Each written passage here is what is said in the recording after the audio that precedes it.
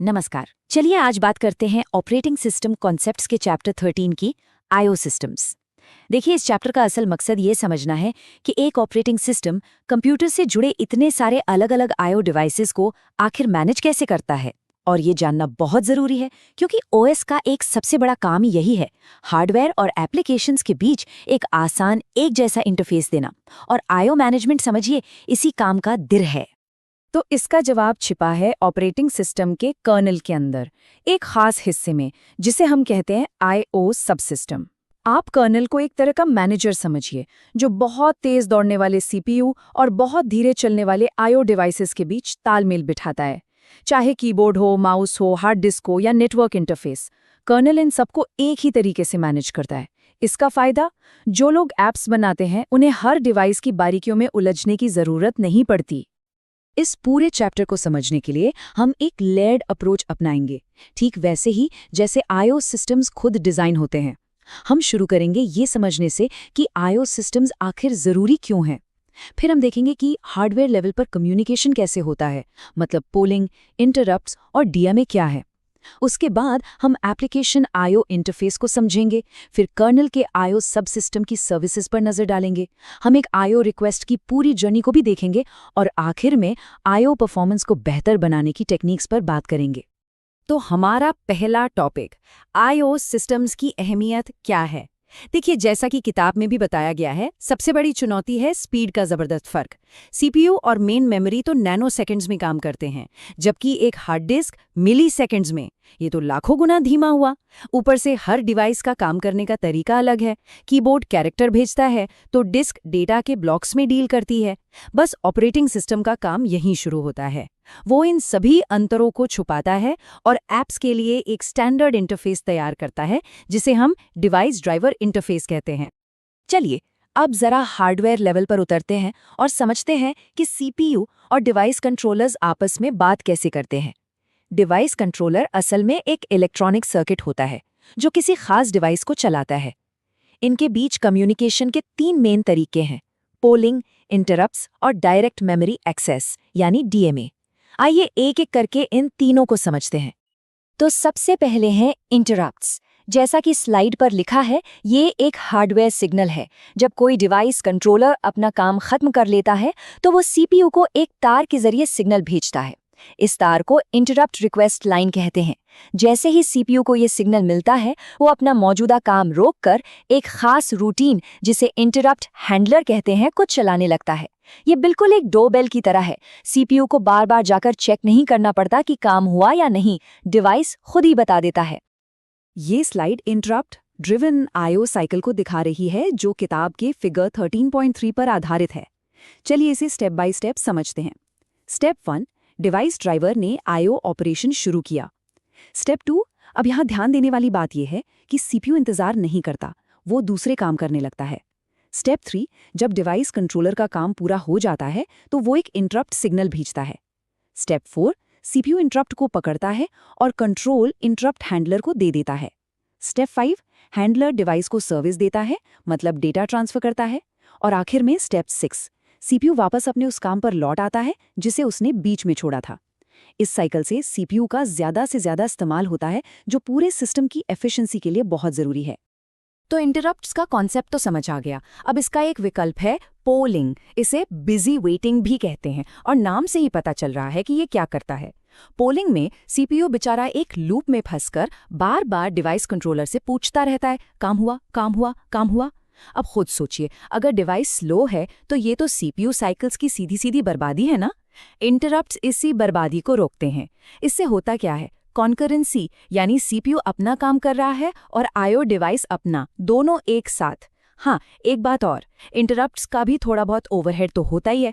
तो अगर कोई डिवाइस बहुत ही ज्यादा तेज है, इतना कि आईओ पलक झपकते ही हो जाता है, तो वहाँ कभी कभी पोलिंग ही ज्यादा फायदेमंद साबित हो जाती है। छोटे मोटे डेटा ट्रांसफर के लिए तो इंटरप्ट्स ठीक हैं, लेकिन डिस्क ड्राइव जैसी हाई स्पीड डिवाइसेस के लिए, जहां बहुत सारा डेटा ट्रांसफर होता है, हर बाइट के लिए इंटरप्ट भेजना तो बहुत ही बेकार तरीका होगा। यहीं पर डायरेक्ट मेमोरी एक्सेस यानी डीएमए काम आता है। डीएमए एक खास हार्डवेयर डीएमए कंट्रोलर को ये इजाज़त देता है कि वो सीपीयू को बिना परेशान किए सीधे मेमोरी और डिवाइस के बीच डेटा का पूरा ब्लॉक ट्रांसफ़र कर दे। ये स्लाइड डीएमए ट्रांसफ़र प्रोसेस को दिखाती है। आइए देखें। स्टेप 1 में सीपीयू डीएमए कंट्रोलर को सेटअप करता है। वो उसे बताता है कि डेटा कहाँ से उठाना है, कहाँ रखना है और कितना डेटा ट्रांसफ़र करना है। स्टेप 2 में डीएमए कंट्रोलर खुद ही डिवाइस और मेमोरी के बीच डेटा ट्रांसफ़र मैनेज करता है। स्टेप 3 और ये सबसे ज़रूरी है, इस पूरे टाइम सीपीयू पूरी तरह फ्री है और दूसरे काम कर सकता है। स्टेप 4 में जब पूरा ब्लॉक ट्रांसफ़र हो जाता है तब जाकर डीएमए कंट्रोलर सीपीयू को सिर्फ एक इंटरप्ट भेजता है। ये हर बाइट पर इंटरप्ट भेजने से कहीं ज़्यादा एफिशिएंट है। अच्छा, हार्डवेयर की कहानी तो हमने समझ ली। अब हम सॉफ्टवेयर की दुनिया में आते हैं। हमारा अगला टॉपिक है एप्लीकेशन आईओ इंटरफेस। अब हम ये देखेंगे कि कोई एप्लीकेशन प्रोग्राम ऑपरेटिंग सिस्टम के कर्नल से आईओ सर्विसेज मांगता कैसे है। ये होता है डिवाइस ड्राइवर इंटरफेस के जरिए, जो कि कर्नल की तरफ से दी गई सिस्टम कॉल्स का एक सेट है। आईओ सिस्टम कॉल्स को हम मोटे तौर पर दो तरह से देख सकते हैं, ब्लॉकिंग और नॉन ब्लॉकिंग। ब्लॉकिंग आईओ में क्या होता है कि जब कोई ऐप सिस्टम कॉल करती है तो उसे तब तक के लिए सस्पेंड कर दिया जाता है जब तक कि आईओ पूरा न हो जाए। प्रोग्रामिंग के नज़रिए से ये आसान है, लेकिन अगर आईओ डिवाइस स्लो है तो ऐप पूरी तरह से रुक सकता है। दूसरी तरफ नॉन ब्लॉकिंग आईओ में सिस्टम कॉल फौरन लौट आती है, चाहे आईओ पूरा हुआ हो या नहीं। फिर ऐप को बाद में चेक करना पड़ता है कि ऑपरेशन खत्म हुआ या नहीं। ये थोड़ा कॉम्प्लेक्स है, लेकिन इससे परफॉर्मेंस और रिस्पॉन्सिवनेस बेहतर मिलती है। चलिए, अब एक ऐसी चीज पर आते हैं जो एग्जाम के लिहाज से बहुत जरूरी है और अक्सर स्टूडेंट्स यहीं पर कंफ्यूज होते हैं। ये है ब्लॉकिंग स्लैश नॉन ब्लॉकिंग और सिंक्रोनस स्लैश एसिंक्रोनस आईओ के बीच का फर्क। सुनने में ये एक जैसे लगते हैं, लेकिन है नहीं। तो जरा ध्यान से समझते हैं कि इनमें असल में अंतर क्या है। देखिए, सिंक्रोनस आईओ का मतलब है कि आईओ शुरू होने के बाद एप्लीकेशन अपना काम तब तक आगे नहीं बढ़ा सकता जब तक कि वो आईओ पूरा न हो जाए। ब्लॉकिंग आईओ इसका एक क्लासिक उदाहरण है। इसके ठीक उलट एसिंक्रोनस आईओ में एप्लीकेशन आईओ शुरू करके फौरन अपना काम जारी रखता है। जब आईओ बाद में कभी पूरा होता है तो ऑपरेटिंग सिस्टम एप्लीकेशन को खबर कर देता है, अक्सर एक कॉलबैक फंक्शन के जरिए। तो मेन फर्क ये है कि काम पूरा होने का पता कैसे चलता है। सिंक्रोनस में एप्लीकेशन इंतजार करता है, जबकि एसिंक्रोनस में ओएस उसे बाद में बताता है। इससे सबसे ज्यादा कंकरेंसी मिलती है। तो अब हमें पता है कि एप्लीकेशंस आईओ के लिए रिक्वेस्ट कैसे भेजती हैं। तो चलिए अब कर्नल के अंदर झांकते हैं। कर्नल का आईओ सब सिस्टम एक बहुत ही अहम लेयर है जो एप्लीकेशन के रिक्वेस्ट और हार्डवेयर डिवाइस ड्राइवर्स के बीच में बैठती है। इसका काम है हार्डवेयर की सारी मुश्किलों को छुपाना और ज़रूरी सेवाएं देना, जैसे आईओ शेड्यूलिंग, बफरिंग, कैशिंग और स्पूलिंग। ये सारी सर्विसेज सिस्टम की परफॉर्मेंस और भरोसे के लिए बहुत ज़रूरी हैं। कुछ खास सर्विसेज को देखें तो आईओ शेड्यूलिंग रिक्वेस्ट्स के ऑर्डर को बदलकर हार्डवेयर को और एफिशिएंट बनाती है, खासकर डिस्क ड्राइव्स के लिए।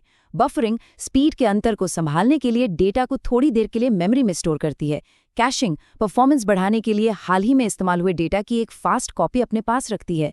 और स्पूलिंग किसी डिवाइस जैसे प्रिंटर के लिए आउटपुट को एक लाइन में लगा देती है ताकि एप्लीकेशन को डिवाइस के फ्री होने का इंतजार न करना पड़े।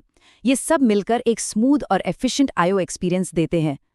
इन सभी सर्विसेज को मैनेज करने के लिए कर्नल को हर डिवाइस की हालत पर नजर रखनी पड़ती है। ये काम ऐसी ही डेटा स्ट्रक्चर्स की मदद से होता है जिसे डिवाइस स्टेटस टेबल कहते हैं। जैसा कि इस टेबल में दिख रहा है, कर्नल को हर डिवाइस के बारे में पता है कि उसका एड्रेस क्या है, उसकी अभी की हालत क्या है, जैसे आइडल है या बिजी, और अगर बिजी है तो वो कौन सी रिक्वेस्ट पर काम कर रहा है। ये जानकारी आईओ रिक्वेस्ट को सही तरीके से मैनेज करने के लिए बहुत ज़रूरी है। अभी तक हमने अलग अलग हिस्सों को देखा है। अब इन सब कॉन्सेप्ट्स को एक साथ जोड़ने के लिए हम एक आम आईओ रिक्वेस्ट की पूरी कहानी देखेंगे।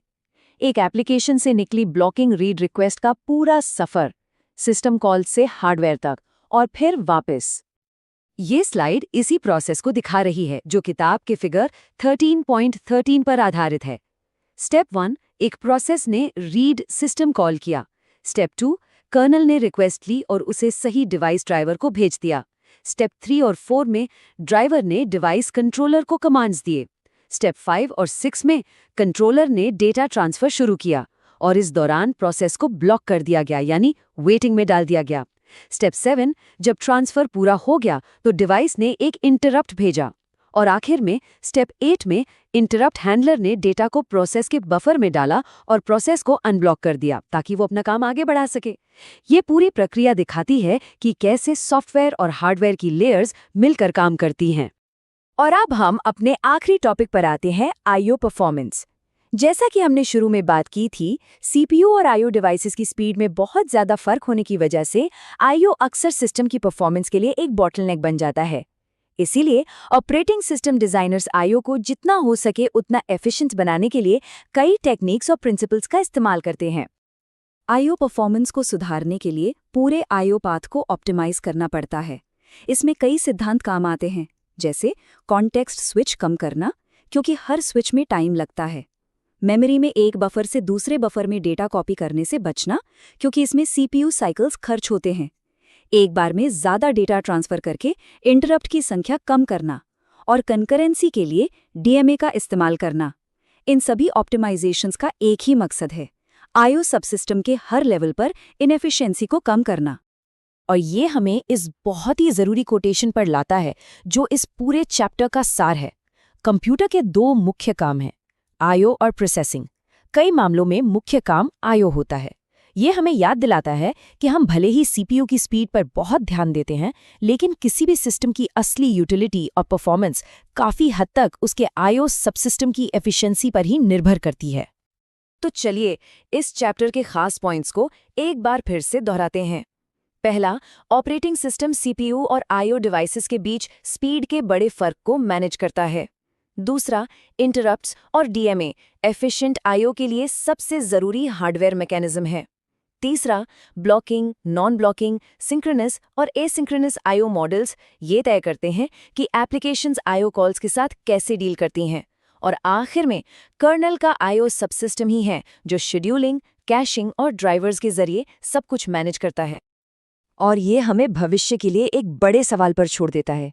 जिस तरह से डेटा बढ़ता जा रहा है और एनवीएमई एसएसडीज जैसे डिवाइसेस और तेज हो रहे हैं, क्या सिर्फ सॉफ्टवेयर में सुधार करना काफ़ी होगा, या फिर हमें आईओ के लिए पूरी तरह से नए हार्डवेयर आर्किटेक्चर की ज़रूरत है जो सीपीयू, मेमोरी और डिवाइसेस के बीच की दीवारों को ही मिटा दे? ये आज के ऑपरेटिंग सिस्टम डिज़ाइनर्स के सामने सबसे बड़ी चुनौतियों में से एक है। इस सत्र में शामिल होने के लिए धन्यवाद।